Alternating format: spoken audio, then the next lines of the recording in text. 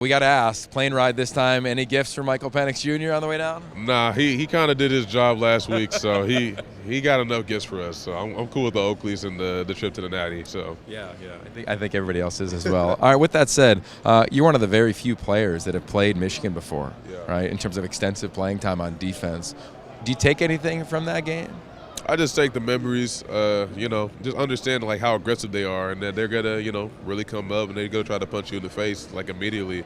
And so I'm completely prepared for 12 rounds, and you just gotta be ready for them. They're not gonna hide what they're doing. They're really a really strong group, really prideful group, and they're gonna come with they're gonna give us their all because it's a Natty, and that's what you're supposed to do. So it's gonna be great. We talked a little bit last week about how it seems as though the world just continues to pick against you, whether it's underdogs or saying that you're soft on defense or not physical enough. Do you guys talk about that, or are you able to compartmentalize and just handle your business?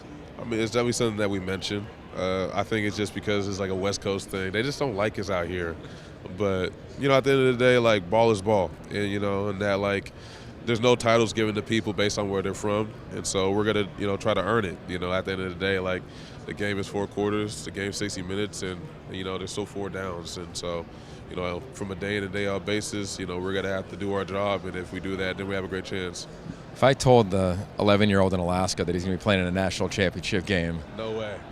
No way. There's no way I would probably believe that.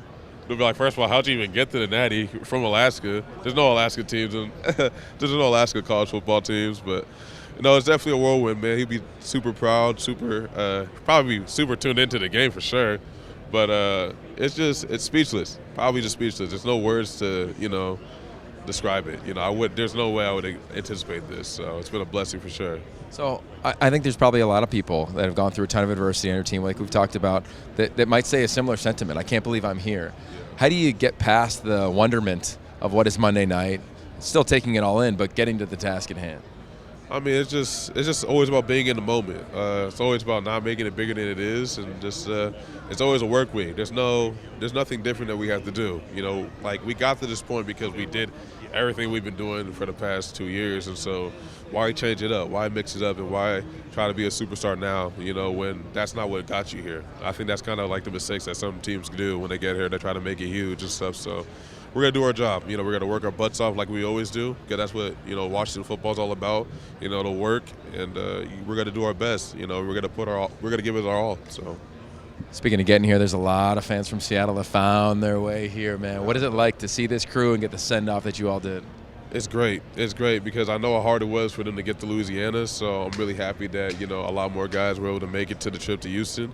And it just means the world, because this university, they deserve it. They deserve it, man. They've gone through so much, adversity, and there's a lot of rich tradition from the University of Washington. So to be able to, put us back on this pedestal means the world, because, that's what they're used to, and that's a standard that we want to uphold. So it's great.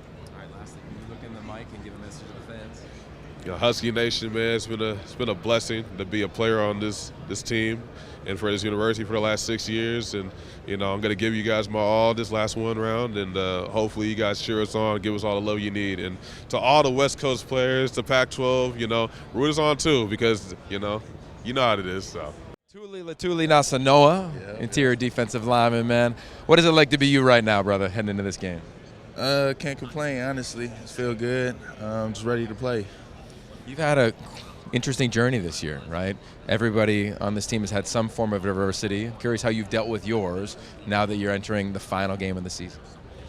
Exactly what you said. Everybody's been dealing with their own stuff, so try to not really let mine get too big than what it is. But, just taking it day by day. And you see where we at right now, so it's, you know what I mean? Just really just trusting the process and stuff like that, so yeah.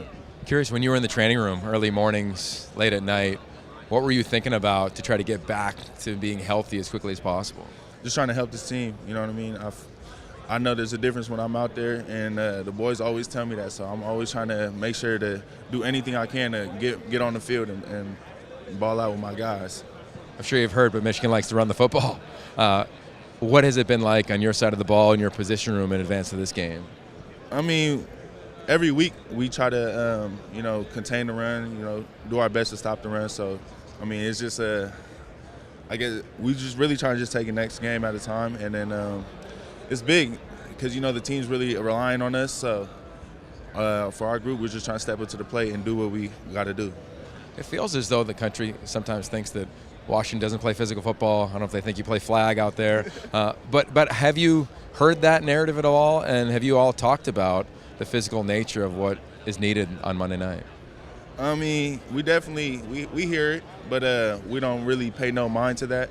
We have a great D-line coach and Coach Anoka Brechterfield, so he really just has us put our head down and just work every day. So, I mean, with him leading us, we don't ever try to let anything really distract us or get us off our game. So, yeah. All right, biggest key to this game for you is what?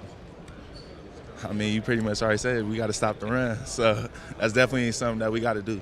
All right, talk to me about this beard because it's a beautiful. Let us see. Can we see the whole thing? Like, let's see this. Yeah, we good. Yeah. How long has that been growing?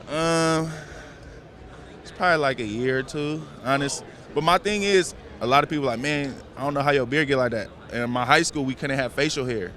So I'll shave, you know what I mean? I'll shave it every time, so it's not patchy or anything. So yeah, it's growing in like it should be. Oh, that's a beautiful thing, man. We're very well done. Trying. I like it. All right, so Husky fans, they've come out in droves. They sent you all off in a magnificent way. What was it like to walk out of your facility and see all of those people on Montlake? It was just great, you know what I mean, having that real fan base behind us, and that we just have a lot of support. We have a lot of people riding on us, and you know what I mean, it just makes us want to go even harder. So yeah. All right, lastly, can you look into the camera and give a message to Husky fans? Hey, I'm just gonna say, go Dogs. You're gonna see on Monday how we riding for you guys. So yeah.